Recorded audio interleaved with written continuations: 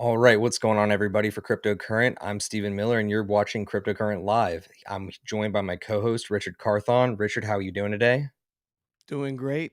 Crypto's pumping. Can't complain. How about you? Another great day in crypto land, my friend. Well, look, if you are a first-time visitor here, please do us a favor. Come and make sure that you join us more often. Subscribe, ding that bell. Join us every single week here at 7 p.m. Eastern on Tuesdays and Fridays for another Cryptocurrent Live. And real quick, just a quick intro for you guys that are new. Our show Cryptocurrent Live covers a lot of the breaking news in the space, as well as we like to break down some of these bigger topics so that newcomers can start to understand at a deeper level. And then finally, at the end of our shows, we always do coin calls where we'll take you through our blue chip pick of the week, our mid cap pick of the week, and our little DGen casino pick of the week.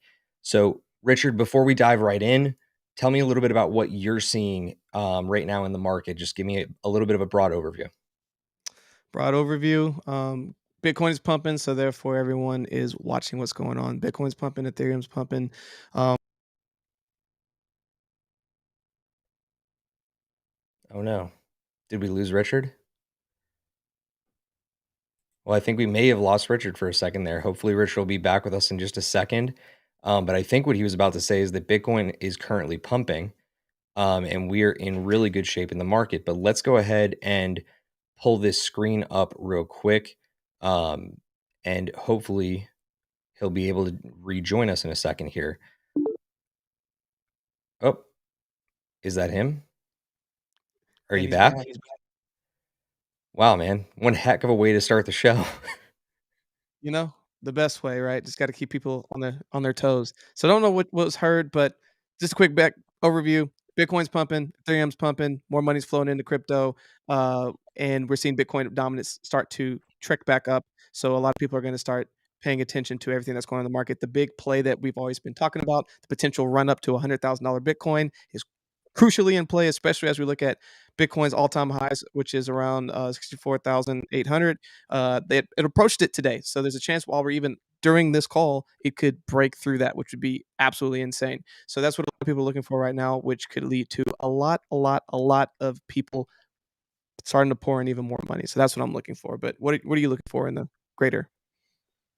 In the bigger picture right now, I'm looking for a couple things. The biggest of which is for us to actually cross that threshold of 64 point, I think it's 64.8 is what we Hmm. need to officially hit an all-time high. So I'm looking for that. But I'm really encouraged by a lot of the opportunities that are starting to appear out there. I think that it is very apparent that we're entering this next really big leg up. And I think that there's no better time to start positioning your altcoins and also to be maybe jumping into a couple blue chip NFT projects. So we've got an exciting show today that we're going to get into a whole lot more of this stuff. So what do you say? Want to just jump right on in? Let's do it. All right, man. Well, as you may have noticed when you joined us at the very beginning, today we are talking a lot about protecting your Bitcoin. That is going to be the subject of our Crypto Decrypted segment today. But there's a whole lot of other big stuff, starting namely with this big ETF news. So, Richard, let's jump into buy, sell, or hodl. Buy, sell, or hodl. Talk to me a little bit about this ETF.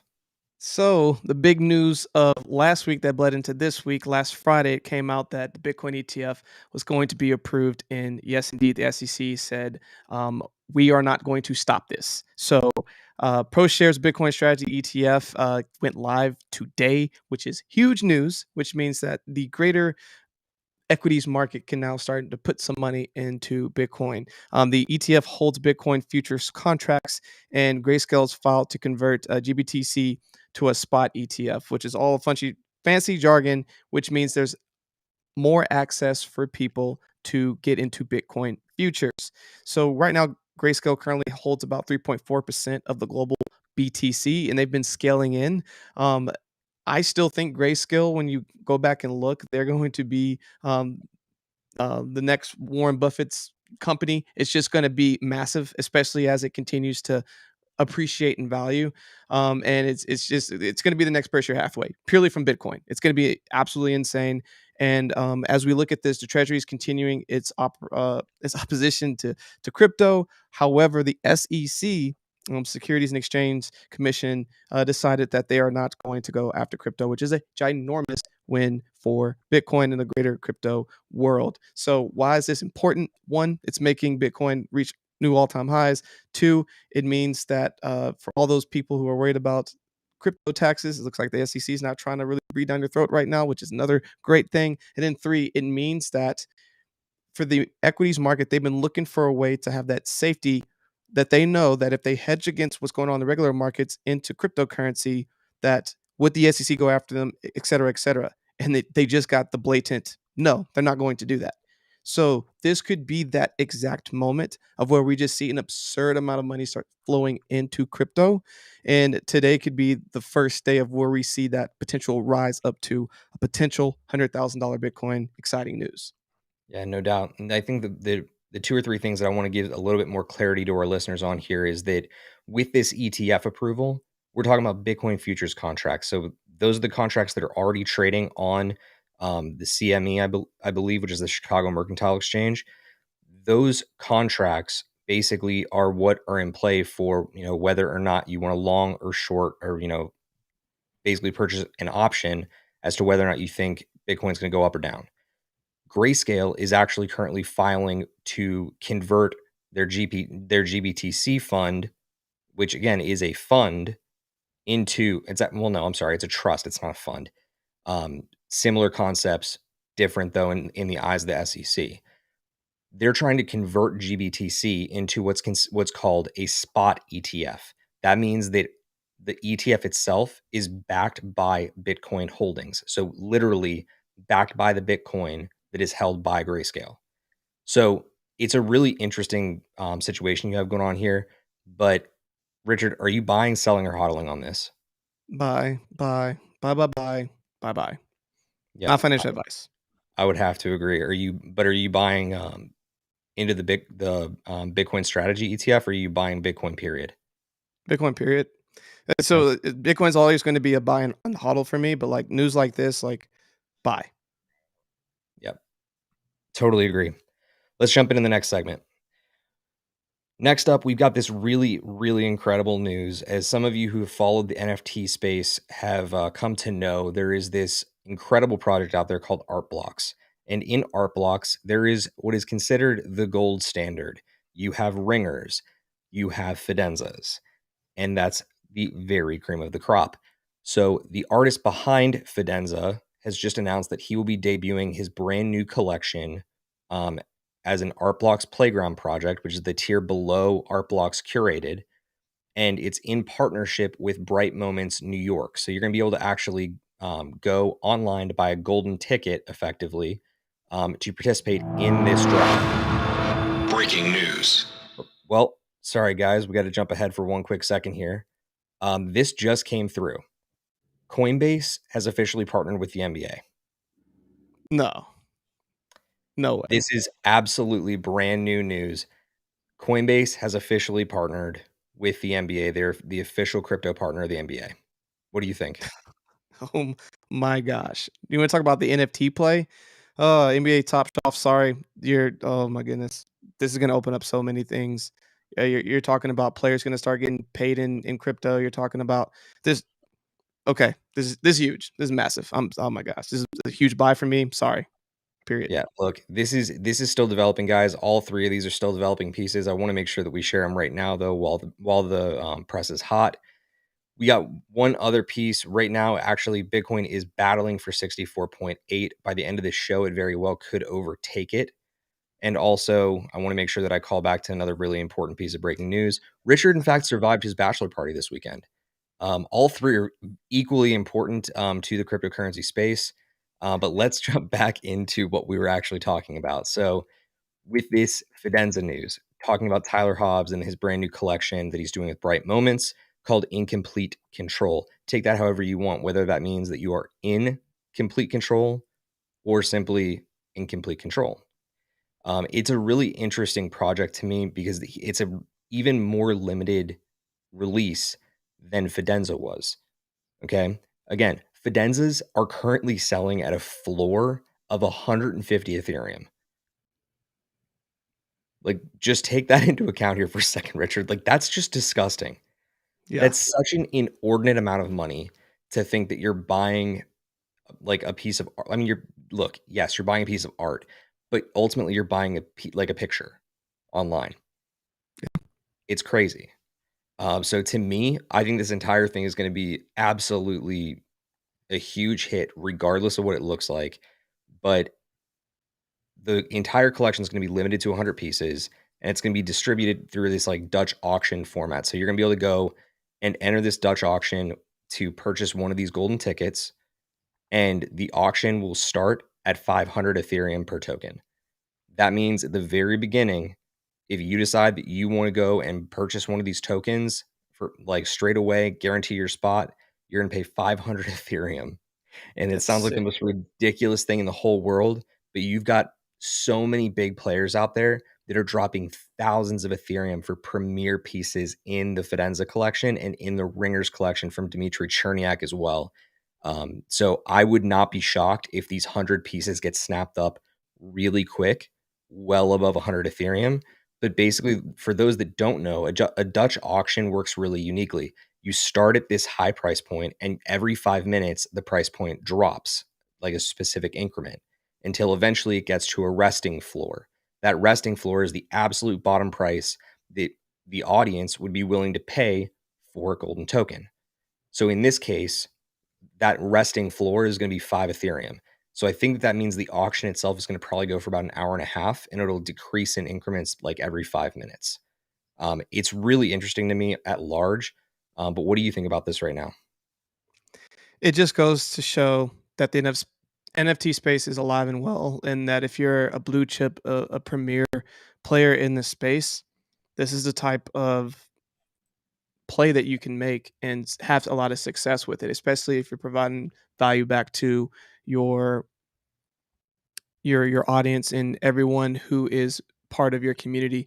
And it it should be an eye-opening moment for other artists who are thinking about dabbling in this space and start look there are a ton of use cases and really good examples of people who are having success in this space. People can start drawing out blueprints and finding ways to get involved. And I think we are going to see even more of an explosion in the NFT space as it relates to true like artists, not just like first up and coming people who are just creating this type of like really exclusive community, but more so of just like true art coming into the blockchain. And I think, this is again setting the stage for what's to come in this space. Yeah, no doubt. This is another big legitimizing moment for NFTs. And one of the things that I did want to mention about this that I think is really cool is that this is actually going to be a drop that is claimed in person.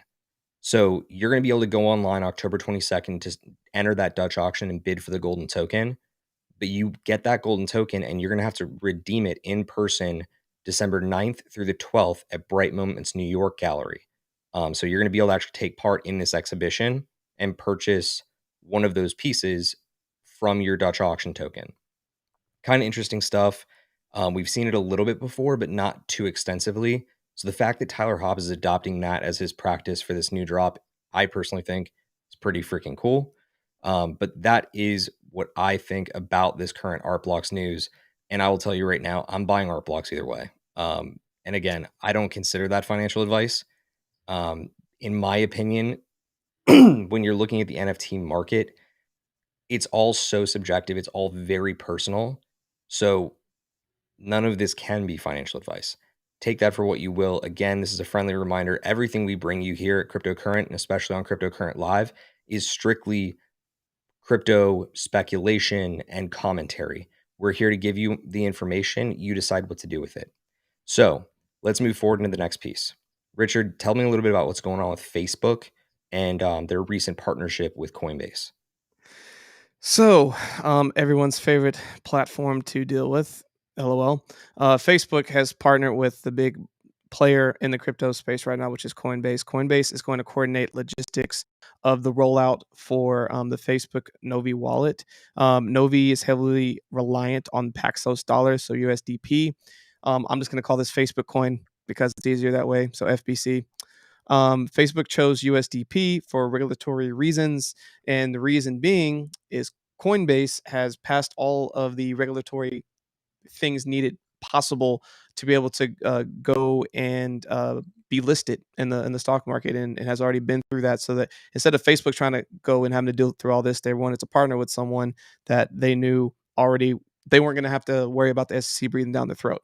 So pretty good, smart partnership, and they're looking to migrate to Diem after regulatory approval. So Diem is the true native Facebook token, and so the Paxos dollar. So there's a couple different stable coins. You have USDC, USDT. And it looks like the Novi wallet is which again is the Facebook wallet is going to be with USDP, which is going to be the regular stable coin, and then they're going to migrate to Diem, which is going to be the Facebook stable coin at that point. Now, what is this going to do? Facebook, after they roll this out and see how it's being used, if they say all of a sudden for you to do business on Facebook you have to use Diem, that's exactly what people are going to do. It's not like people are going to be like, well, I guess I'm not using Facebook anymore, because of the wide net that they have over just the world at this point. They just need to show that people are going to be willing to use it and the use cases for it. And then once they figure that out, they're going to probably one day flip a switch in the next, let's call it three to 10 years, and say that from now on you have to use Diem to do any transaction on Facebook. And essentially they're going to have enough reserves online where they're going to become their own bank. And it's a wild thing to think about, but even with becoming potentially your own bank with a Coinbase partnership makes sense, is that for them to get liquid, now they have a safe means to get that done. So for me, this is I don't like it from a lot of different like ethical standpoints and other stuff like that. I won't go down that rabbit hole, but like, you know, for me, I'm selling this news or hodling. I'm just, this a lot of this doesn't, again, for different reasons, doesn't sit well with me. Ultimately, will this be successful? Most likely. And is Facebook going to crush it with doing this? Yes. But I'm still personally selling this news. What about you, Steve? I mean, look, I have a little bit different of a perspective on this one. Number one, like I can't stand Facebook. Frankly, a lot of social media right now is really just toxic, and I'm not a big fan of, the way that it's developed. But it's important to recognize the fact that number one, like I can't sell news when it has to do with stable coins. That's just the way that I see it, right? Like you have so many stable coins out there in the market, and right now you're insane if you're in stables. I'm sorry. We're in the middle of a bull run. Everything is going to take off as soon as Bitcoin starts doing its thing, which it is in the middle of doing as we speak. But if you look at what they're doing here, if you have any one takeaway, I find it really interesting that their internal legal counsel has advised them to go with Paxos dollar. That to me seems a little bit interesting. Now, a lot of people are really, really, really invested in this whole stablecoins argument. And like, the SEC has been saying forever, Rich, like that we're going to be out here regulating stablecoins. They want to go after it. Now, that's a whole separate discussion, like why they want to. But what's unique about Paxos dollar is that Paxos is actually completely backed by USD that's locked up. So for every single Paxos dollar, there is actual USD backing it. That's the reason why they chose it. So when they say they're gonna move over to Diem, I'm like, I don't, sit here and question them for a second. I believe they're going to move over to Diem when the time comes. But if you're looking at the bigger picture and you zoom out for a second, like we like to say here, I think that's really interesting because if they decide to regulate, there's far more reason for them to be accepting to a USDP than to like any other stablecoin. USDT, our government will never go for that.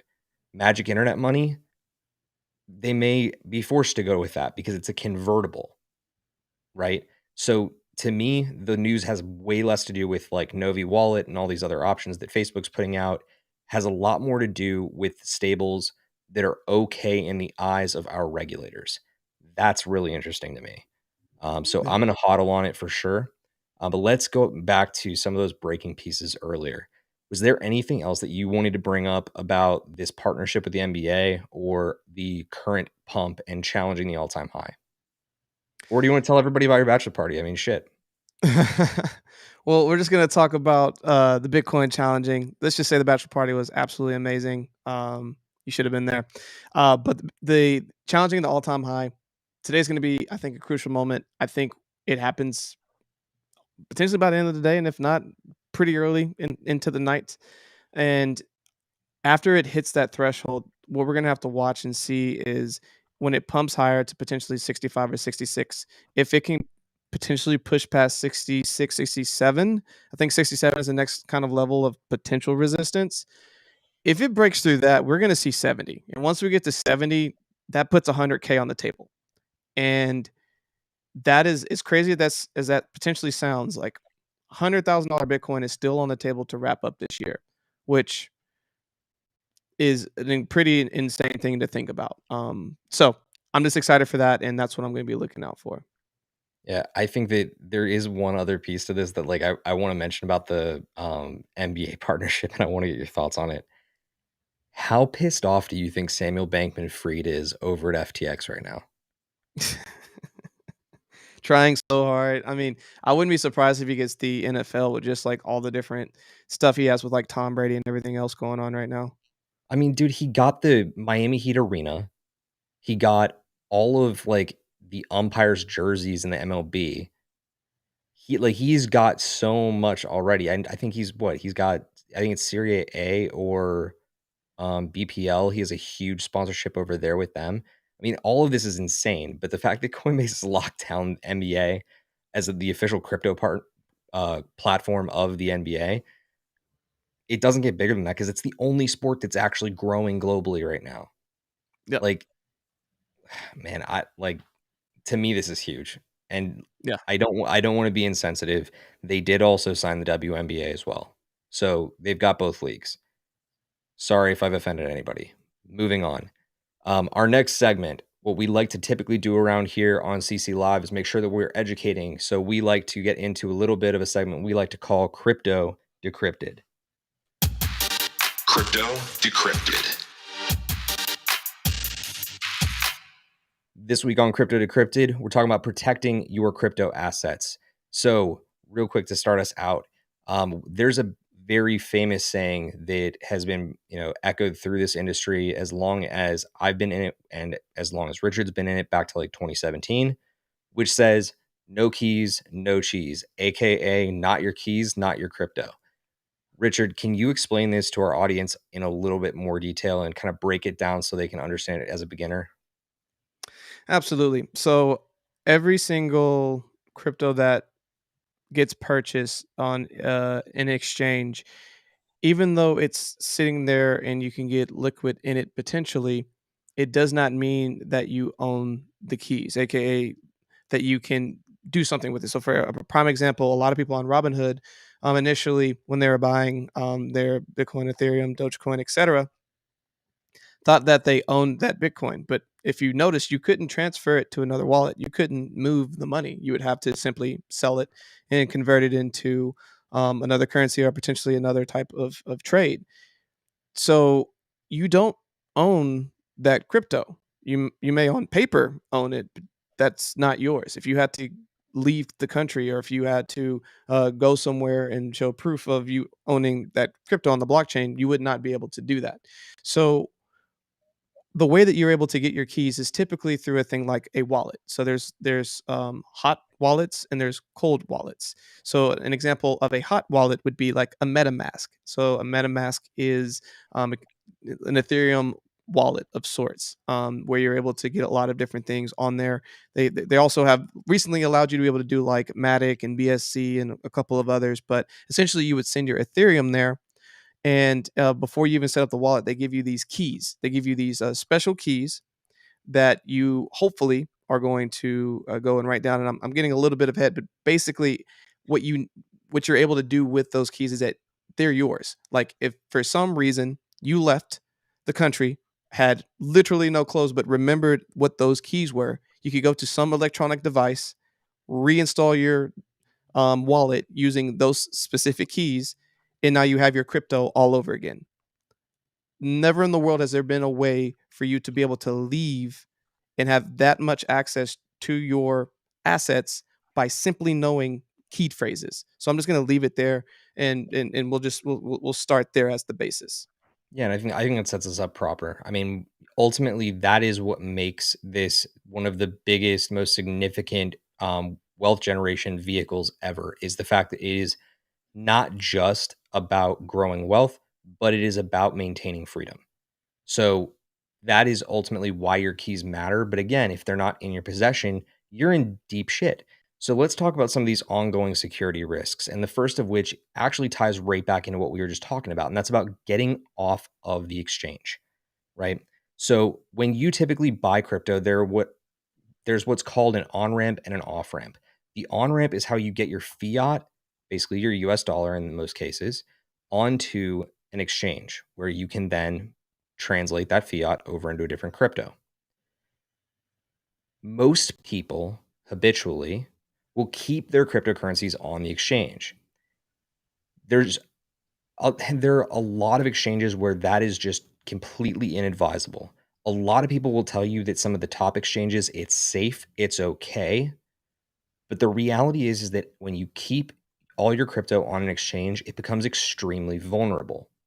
How?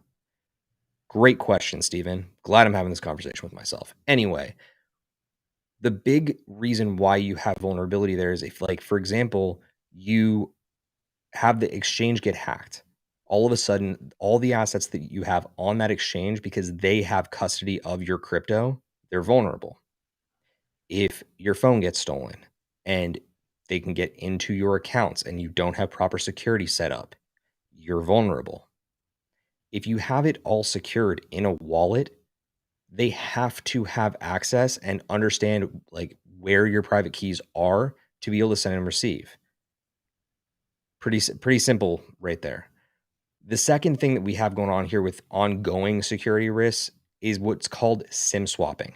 Now, Richard, I want you to go into this because it does tie into this whole exchange discussion, right? Like, especially if you have Coinbase on your phone. So, walk me through what a SIM swap is and how people are getting got here.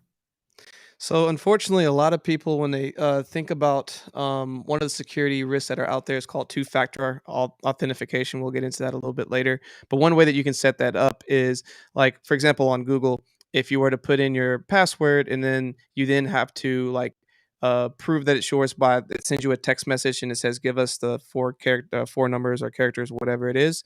So if you have it set up like that and you get sent a text message, what these people will do is find a way to go to a random store, say that they are you and that they need to reset their phone because they lost it or what have you. Someone's going to do it. And then they get in there. And because, again, all of your things are set to send a text message to do two factor authentication, they can just go in there, get access to all of your exchanges, even if you have it set up to potential like hot wallets on your phone, whatever it is, as long as it's set up to a text message, if they SIM swap you, they can literally go in there and take all your money. I literally have seen it happen to a friend 2 years ago, back in 2018, where over $10,000 was stolen within 2 minutes. So it is very real. There's all types of examples out there. If you have two-factor authentication set up where it sends to a text message to your phone, stop it, go change it, and get another type of two-factor authentication. There's all kinds out there. There's things like one password. There's one Google Authenticator, Authy, which is another one. Again, you have options. Find a way to not be sent text messages. Is the easiest way to get SIM swapped.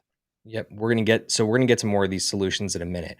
But the one thing that's really important to understand about a SIM swap is that the other piece of vulnerability has to do with the fact that most of the time when you're setting accounts up, like you're typically asked to put your phone number in as like backup information, right? If you have a Gmail account, I guarantee you set it up with your phone number as a backup so that they can text you a verification code so that they can basically validate that you're the one that wants to change your own password. If you get SIM swapped, they can get into your email. If they can get into your email, they can go and reset any of your passwords. Pretty simple, right? So the easiest way to make sure that all of that's off the table is removing that backup to your cell phone and going with a different 2FA method. So we'll get into that in a minute. Let's talk about one of these other really concerning cybersecurity risks of how people are getting hacked or getting their crypto jacked. And that is seed phrase and private key phishing. Basically, what's been going on online is like a lot of people in the crypto space, when they start getting out into the wild west of it all, like really operating through your Uniswaps, your Sushi swaps, and even in the NFT market, they are getting messages and even contact through Discord, for example, where people are um, asking them for their seed phrase or their private keys for a certain reason. My answer to you on this is very simple. There's no reason anybody ever needs your seed phrase or your private keys at all. Ever. Just don't. Just do not give people this information. This is for you. This is what strictly controls your assets. Do not give it up to anyone. The only person you should be giving that up to is your partner. And that's just for like worst case scenario type shit. So, Richard, I don't know if you have any stories about like these phishing attempts, I but do. there are freaking hundreds of thousands of them. There's a lot. There's actually one that happened to a friend of mine earlier this year. So, one of the phishing attempts that happened was with Ledger. So Ledger didn't actually get hacked, but what happens? What their email base did. So what these people did is they went and they made these super official looking emails that looked like they were from Ledger that said, "Hey, your Ledger has been compromised. We need you to send in your seed phrase so that we can fix the challenges." And again, it wasn't from Ledger. They just made it look very, very convincing. So when they clicked on it, they sent in the phrase. One of my friends had, I think, about 7 ETH stolen from him, and it's just tragic, Dude, so that's tragic. so freaking rough. Like just it hurts to like even hear it. But these stories are so common, guys, and that's why we want to make sure you're aware of them. No one is ever going to need that information from you. They just don't. So let's talk about the next one, smart contract Trojan horses. This is something that is just coming online, especially if you use MetaMask, especially if you use Coinbase Wallet. If you use any of these web-based software wallets, number one, you need to be really careful out there anymore because there are a lot of contracts that basically they'll, present an official looking link and ask you to go, join this Discord server or go check out this awesome drop. And you'll go and you'll click the link, and all of a sudden you're going to be prompted to sign with your MetaMask wallet or your Coinbase wallet. Do not just blind sign anything. Okay. The second that you give a signature or you click one of those links, you're presenting a vulnerability. That vulnerability is that your wallet, once signed, can interact with that smart contract. That smart contract is set up to extract every single asset that you have in your wallet. That's terrifying. Richard, have you dealt with any of that stuff yet? So this actually got put on my horizon by Cryptogenic in a recent interview where he gave me a resource where you can go and see all the different places where you have open permissions with certain contracts, and it was terrifying because I didn't realize just how many places my contract had back and forth interactions to. You can go in there and you can turn them off, but it was just a good reminder of if you click on the wrong link, just like Steven said, and you let that particular address have access, they can go wipe out your entire wallet quickly, very Yep. quickly. Yep. All the stuff that we've covered just now, guys, is truly the crypto embodiment of what you've seen in the Scooby Doo memes. It is a trap. Okay. Do not fall for this trap. Just simply start securing yourself using some of the following solutions. And that's what we got next. So The easiest one we've already dove into a little bit, and that's always using two-factor authentication. My preferred method is using Google's 2FA method. So you can download the Google Authenticator app and then start syncing it up to your different accounts. So like you can use it with your Gmail, you can use it with Coinbase, you can use it with damn near any exchange. I can tell you that for sure. But I think you can even start setting it up for like social media now too. It's a Yep. really great method, and and when you set it up, that's the best method that you can ever have for taking your phone number off the board. So if you had your phone number in Google in your Gmail or associated to your ID on Facebook, remove it, replace it with this, and you're good. Because the only way that somebody will ever get access is by taking your phone out of your own pocket and using Google Authenticator. Because even if they were to clone your phone, they can't pull all the Google Authenticator codes off of your unique device. All those codes live uniquely on your device unless you yourself copy them. So, really valuable stuff there. The next one is vaulting your assets. Vaulting your assets is a little bit trickier, but it's extremely valuable. There's two methods for this. The first of which is the more complicated of the two, and that's through what's called a Gnosis wallet. You can look that up at gnosis.io, I believe, or you can just search GNOSIS, and it should bring it up for you. Basically, it's a new method of securing your wallet so that basically you have to go through and validate using two different sources or a multiple, array of different sources to validate before your Ethereum wallet can ever send a transaction through. Very, very safe way to vault your assets. The other is through Coinbase.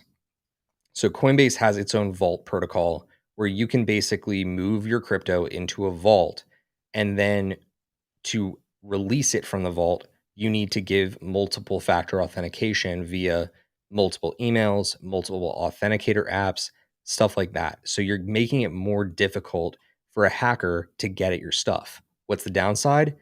Very simple. You won't be able to move your stuff to an exchange quick enough if all of a sudden the market's in turmoil.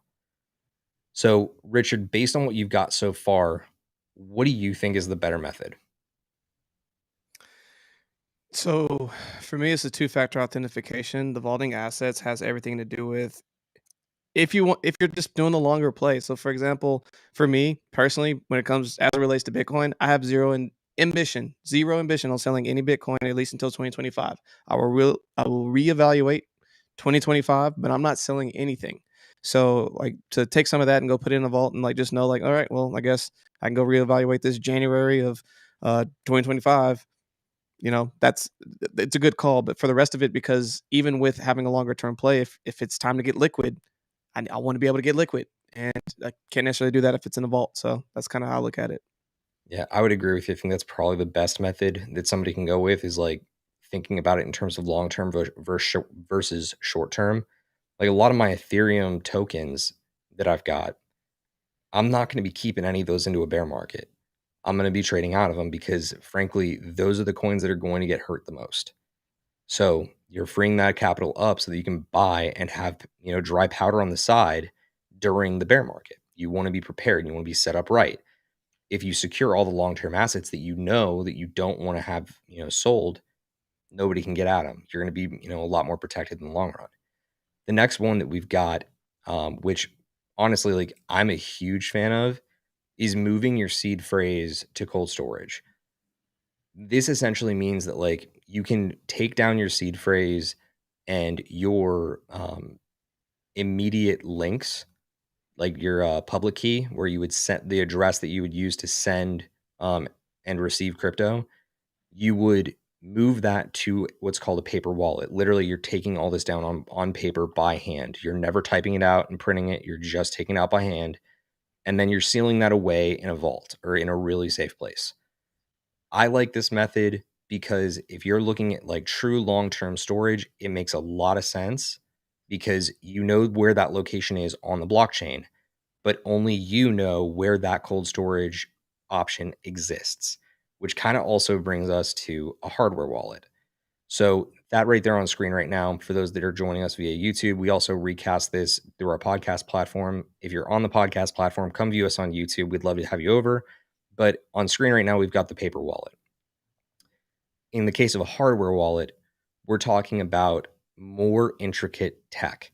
So, Richard, tell us a little bit about hardware wallets and how they come in here, and then we can get into kind of some of our recommendations. So with the hardware wallet, you are literally taking it off of hot storage into cold storage. So all that means, hot means you can get at it, use it and have transactions go like right now. It's already like basically on the internet. You can press a button and things are moving. With cold storage, this is something that you're gonna have to plug into a computer, and be able to like put in a whole password and system and then be able to do transactions. So like there's a lot of extra steps and hurdles you have to go over to protect and be able to send transactions. And you literally physically have to own and have this thing with you to be able to send transactions. So it's like the safest way. The only way that someone could hack this is if one, they had your seed phrase, so that the one, if they had your password, just your password to your hardware wallet. Um, or if they like didn't have the password to the hardware wallet, even trying to get your wallet somewhere else, they would have to have that original phrase that Steven was talking about, which is hopefully written down on paper somewhere. So they first have to find that, take it, put it into a hardware wallet, and then be able to restore it and then be able to do transactions from there. So it is like the most secure, slowest way to be able to put your crypto in a secure place. Yeah. And one of the things that I think gets a little bit lost on the hardware wallet side of things is that it doesn't necessarily need to be an electronic device. One of my preferred methods, which is again on screen on YouTube, is the Ballet hardware wallet. And what it is it literally is a steel card that has your public key and your private key completely covered on the card. So you have like a QR code on the card that displays your public key, and then underneath like a scratch off, you have the private key. The private key is what you need to be able to send. So to me, I think that's a really, really compelling option because it's also fireproof. If God forbid, like your house catches fire and it's where you're keeping your assets, this thing is going to largely be protected. Now, a lot of people, ask the question, like, okay, then how did the private key get on there in the first place? Did Ballet end up having to render all these things out? They did. However, in the case of how they create these wallets, they actually use two different facilities that are across the world from each other to create them. They do the private key in one spot and they do the password to send in another. So these two places never actually interact. However, they configure it in a way that is totally secure and safe so that nobody on the manufacturing end can all of a sudden steal your shit out from under you. So to me, I think that's really compelling, especially for Bitcoin if you're interested in like storing for an extended period of time. But for everything else, I totally recommend using a ledger. I think they're phenomenal devices. Specifically, the Nano X, in my opinion, is a little bit more. I guess I would call it a little bit more future proof. Would you agree or no? The No S is a little more what? I was saying that, like, in my opinion, I think the Ledger Nano X is a little bit more future proof than Yeah, like the Nano S, right? Because like it's using an older generation of tech. Or do you yeah. think that they're both just as viable as one another? They're both just as viable. They just have different ways of access, entry points, if you will. So, I mean, they're both legit. I think the S's, in my opinion, might be a little bit safer, just because of like you literally are using buttons to be able to put in like different codes and stuff. So, like to me, that feels a little bit more secure than just having a little bit bigger screen that you're like typing things into. But yeah, they're both what and what. Okay, well, I guess it's like, six of one, half a dozen of the other. In my opinion, I like them both. I think they're both viable, they're both good. I just tend to lean towards the X. I think it's prettier, whatever. So, look, that's been another edition of Crypto Decrypted. For those that are following at home, if you enjoyed this, do us a favor, give us a like, let us know in the comments what you think, how you're securing your assets, and ultimately make sure that you're subscribed, whether you're following us through the podcasting platform where we recast on Fridays and Tuesdays, or Also, join us here on YouTube, where we'd love to be able to see you and interact with you. Because again, we like to hop in the chat and make sure that we're chatting with everybody who comes through. So, as I'm just quickly checking in on our chat, we did have a message from Kane before we move forward. And Kane says right here, "Hey guys, great info on keeping your crypto secure. Do you know of any good channels that go over day trading crypto for beginners?" So, Richard, do you know of any offhand, or do you have any plans of bringing some of that out here? Yeah, so if you go to crypto-current.co, we actually have some educational tools on some day tradings and some basic ways that you can read charts and some other great informational content on there. So I'd first give that a look. And then there are some other good resources that exist. We actually have a couple of different education platforms that have come on the platform that I've interviewed in the past. Blockchain Wayne, actually, who is the one that does the intro to a lot of the intro videos that we have, he would be a good resource, and he has a couple of different places where he's put out some educational content. So those are some good places to start.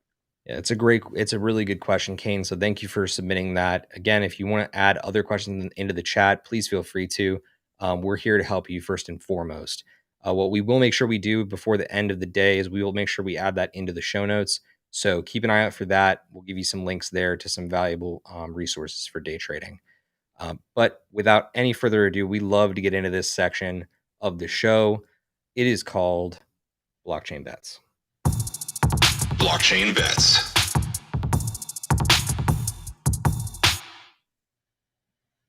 On Blockchain Bets, as I may have mentioned at the beginning of the show, every single week we bring you a blue chip pick, which is typically a token that's in the top 25 in terms of overall market cap.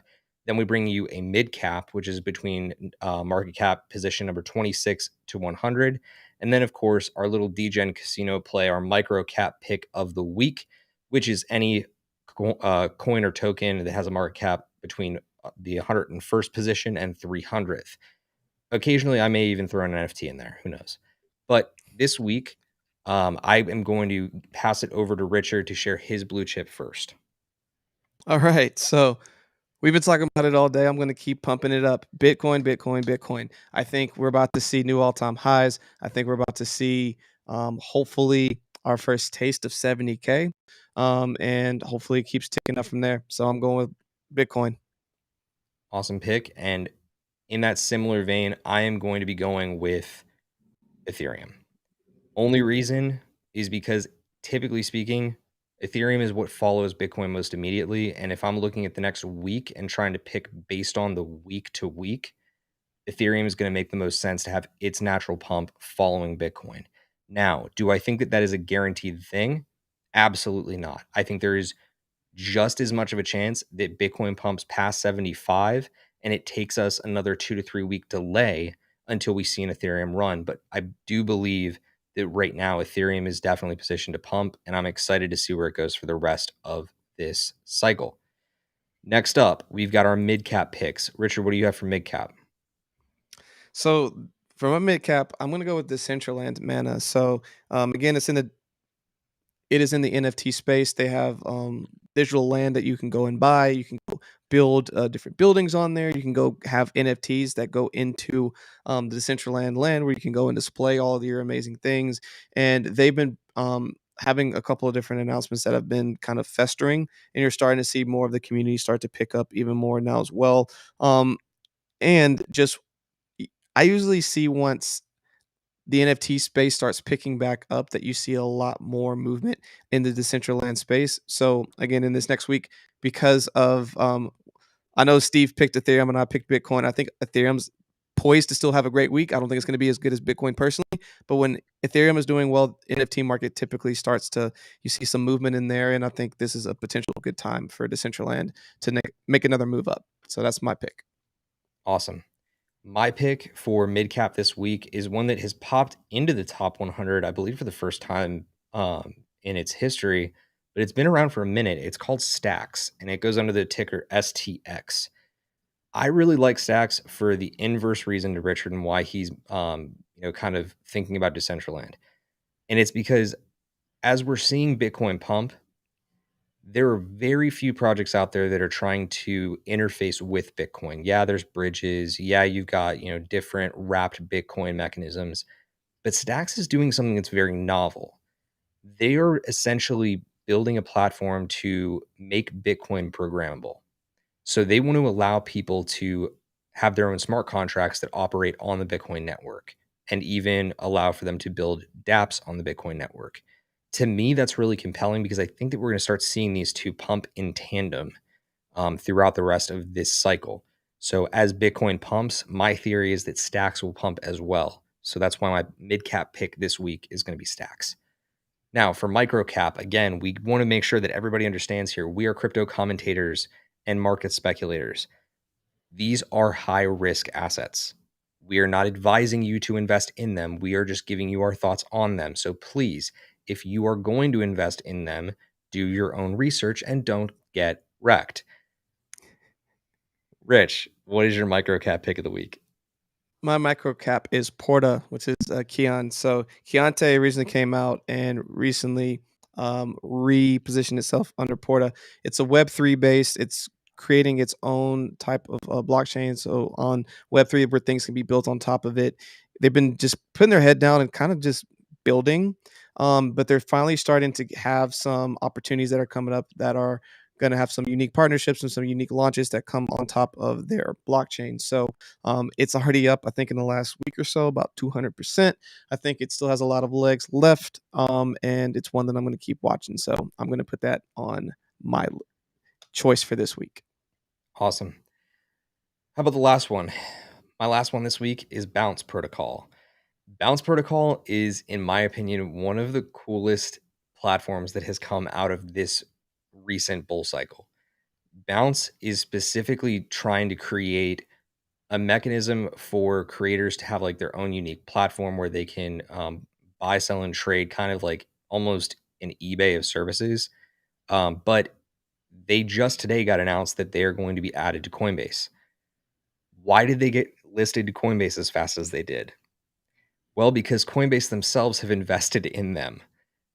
If you have never gone out and looked at, all the different portfolios of some of these big VC houses like Coinbase Ventures, Pantera Capital, Three Arrows Capital, all of these houses actually list the assets that they've invested in. And if you go up on coinmarketcap.com, you can actually search for the portfolio itself and they will show you what is currently in the investment portfolio of those VCs. We caught Bounce 6 months ago, right? We brought it up on Mm-hmm. Clubhouse. It's Yep. currently up 100% from when we originally brought it to our listeners. Guys, this is a protocol that you want to do some more research into. It's really cool. It's got really big names behind it. The type of celebrity integration they've already got is huge. You've already got DeAndre Hopkins on board of the Arizona Cardinals, who arguably is the best wide receiver in all of football. He's talking it up. He's posting about it. There's a lot of other big athletes and celebrities posting about it. Check out Bounce Protocol as well. Now, Richard, we talked about this once upon a time about adding our own NFT section. So I want to actually just give the opportunity right now. Do you have an NFT call that you want to bring to people's attention? Kind of like your little just plug for an NFT project that's near and dear. Oh man. Well, I'm not going to steal one that I'm sure that you're going to bring up for a lot of reasons. But one that I'm looking at right now is called Block Boys. It's a new one that just came out. Just being able to rent. They have a really unique roadmap to where if you get in the original, you're going to start sending out some additional types of NFTs. Kind of just building this like ecosystem where you kind of keep building upon. And I think they're also trying to make it into a game. So I like the ecosystems to where it could be put into a game. It could be put into just a larger ecosystem where there's like you get these perks for being part of the community and other stuff like that. So that is one that I'm currently watching. But do you have a project that you want to share? I do. And interestingly, it's not the one that you're thinking of. I'm going to bring that one up in what to watch for because there's been some unique news about that in the last week. But my pick this week that I'd like to pitch as my little NFT play to maybe eye up is actually the Doge Pound. Um, if you come to me on any other day, I would tell you that Doge as a coin is nothing but a dumpster fire impending. I don't trust these meme coins as far as I can throw them, and it's hard to really throw something that's immaterial. But the Dogepound NFT project is doing some really novel stuff, and he's quickly becoming a blue chip NFT play. They've just recently deployed their own launch pad, so they're actually helping other NFT projects launch. They are doing additional NFT airdrops. I think they've got a Halloween airdrop coming up and a Christmas airdrop of just like different holiday versions of Doges. And they also right now have a game ongoing that's like Pokemon Go, where you can go around in VR and essentially, with their little overlay, you can collect what's called Diamond Paws. And basically, if you collect the most Diamond Paws, you will win a Doge. It's been really competitive from what I can tell, but it's really interesting what they're doing. They're really doing a ton for their community. And in my opinion, that's what makes an NFT project win. So that's going to be what I've got this week. I really hope that you guys enjoyed these picks. Do us a favor, let us Hey, know what real your real picks quick, are. just Yeah. wanted to quick update. So it's not Block Boys, it's Broke Boys. So Oh, the ticker is called B Block. That's why I came up with Block Boys, but it's Broke Boys. So just wanted to make a quick correction of mine. and that's boys with a Z in case you were curious. So as we were just heading into, we appreciate you. Let us know what you think in the comments or drop it in the chat. We want to know what your picks are for the week as well. But that's going to just about do it for our normal segments. Let's go ahead and take the screen share off, bring it back to these two beautiful faces, and get into our final segment before we wrap things up. What to watch for. Richard, at Cryptocurrent, we've got all these interviews and big live streams that we put out through the week. And we also got a bunch of articles and blog content. But tell me a little bit about the people that you've got on the podcast this week for your interview segments. Absolutely. So yesterday we just dropped a really, really great interview with Jared Moore with simplifying cross-chain swaps with Sif Chain. Sif Chain is really, really cool. It's an omni-chain, and they have some really great things that are coming into the ecosystem. So like Cosmos building a lot of great things onto that ecosystem. And then this Thursday, we have Richard Fedko on how you can scan, analyze, and trade altcoins on AltFins. Another really cool project that you can go and check out to figure out how you can start making some really cool trading strategies to make as much money as possible using altcoins. Awesome. The last couple things we want to bring to your attention is one of the things I tipped to earlier. And that has to do with the fact that we brought up the Boonji project, which is an NFT art play on last week's show. And they actually ran into one of the most complicated hacks that's ever happened in the NFT space. They got actually thrown a ton of DDoS attacks and also had their entire server botted in an attempt to phish their users. They should have kind of seen this coming, but at the same time, this was like the type of attack that gets thrown at like big brands like Nike and Apple and Microsoft. So they are right now rescheduled to launch the Bungie project drop on the 21st of this week. So please keep an eye out for that.